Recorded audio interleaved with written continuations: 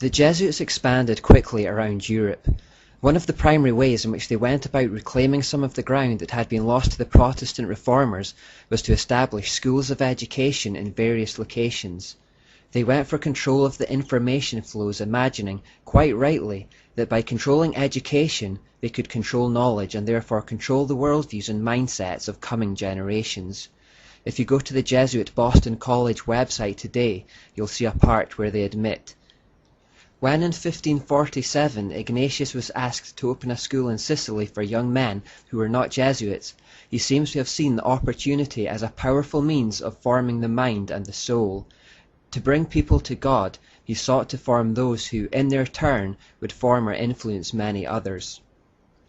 These schools that catered for children of all ages soon spread across the world as part of a covert campaign to turn people back to Rome. The key to it was that, unlike other Catholic institutions, the Jesuit schools actively encouraged Protestant children to enroll. This tactic gave them an opportunity to indoctrinate future generations with the rites, ceremonies, and symbols of Rome. They particularly wanted to target the children of rich and influential Protestant families because they knew that what was taught to them would have a trickle-down effect on the rest of society. Like Jezebel herself, the Jezebel spirit goes for the powerful men who will influence others. Jesuits also sent missionaries to far-flung places in the world like China, placing great emphasis on the importance of assimilating themselves into their culture. By educating themselves on the language and religion of these places, they could become teachers of the people and work their way into positions of influence.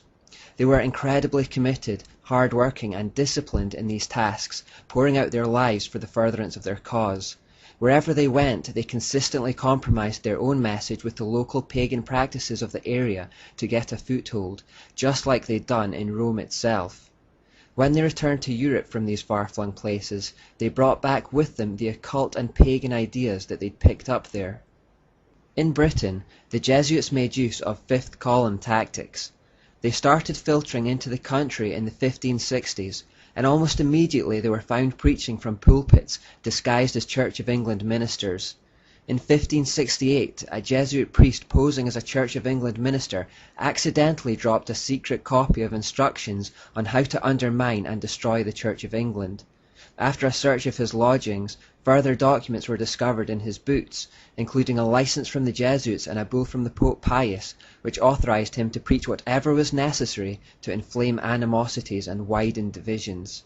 They saw no better way to demolish churches than to infiltrate it in the guise of a minister who could introduce divisive false doctrines and ceremonies from the pulpit.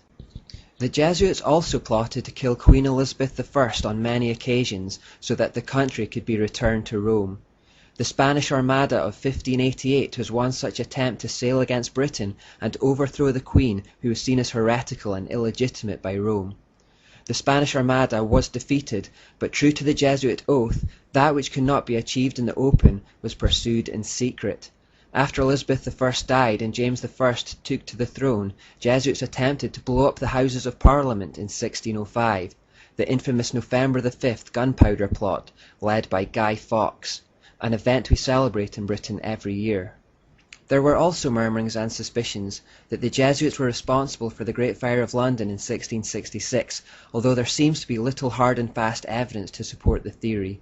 There was simply a mysterious book written in 1667 by a man claiming to be a Catholic Christian, in which he portrayed the Pope as fanning the flames that ravaged the city. In truth, the Jesuits were largely frustrated in Britain, but they did have more success in Europe. Having established themselves in Italy, Spain, Portugal, and Austria, they set their sights on Germany, the birthplace of the Reformation. There they gained influence with the rulers and initiated campaigns of persecution against Christians. In keeping with their oath to stir up division and bloodshed in countries that were previously enjoying peace and prosperity for the sake of the Catholic Church, this persecution of Christians led to much disruption, war, and bloodshed around Europe. They reignited the persecution against Protestants in Germany, leading to the 30 Years' War of 1618. Although Protestant Sweden stepped in to stop Germany from being returned to Catholic darkness, it left the country in ruins for a long time afterwards. In the neighbouring Austro-Hungarian Empire, Jesuits were so influential that they virtually controlled the emperor at the time. Having this power, they came pretty close to purging the region of true Christianity. In Poland, which was a major European power in the mid-16th century due to their embracing of the Reformation, Jesuits also became enormously influential. This influence led to a decline in national well-being and disastrous policies towards neighbours that eventually led to their annihilation. Entry into France was slower, but was achieved by the formation of educational institutions. Jesuits were implicated in the assassination of the French King Henry III in 1589 and his successor, Henry IV, in 1610. They believed it was their right to kill any heretical monarch.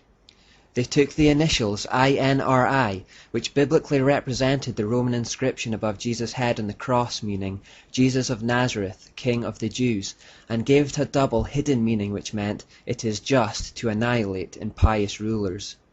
If you read their oath, you'll know that they paid no respect to rank or position.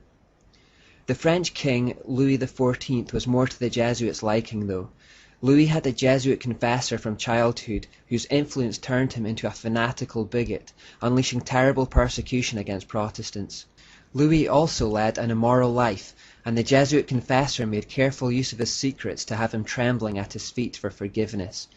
This was a common tactic by Catholic priests generally, to use the confessional booth to gain access to secrets that could be used for blackmail later.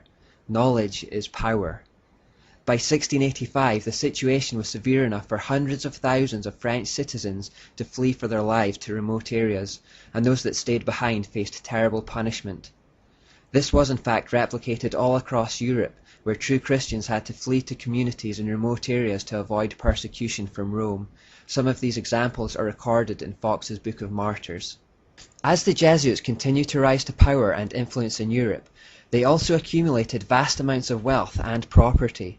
However, their scandalous greed, their loose morals, their ceaseless political meddling, and their encroaching upon the clergy had stirred up enmity and hatred everywhere they had been, and this would lead to their downfall. Amongst the higher classes in particular, the Jesuits had been brought into complete disrepute. Governments began to realize that this single group were the source of nearly all the disruption in their lands. In fact, so severe was their cancerous activity that the Jesuits had become a threat to the very fabric of society. Nations could stand it no longer, and the Jesuits were systematically driven out from previously friendly Romanist countries during the period of 1760 to 1770. Although the Pope at that time, Clement XIII, still supported the Jesuits, the nations of Europe ramped up the pressure on him to take drastic action. The French government were particularly fierce in their protests against the Jesuits, saying in 1762, "The said institute is inadmissible in any civilized state, as its nature is hostile to all spiritual and temporal authority.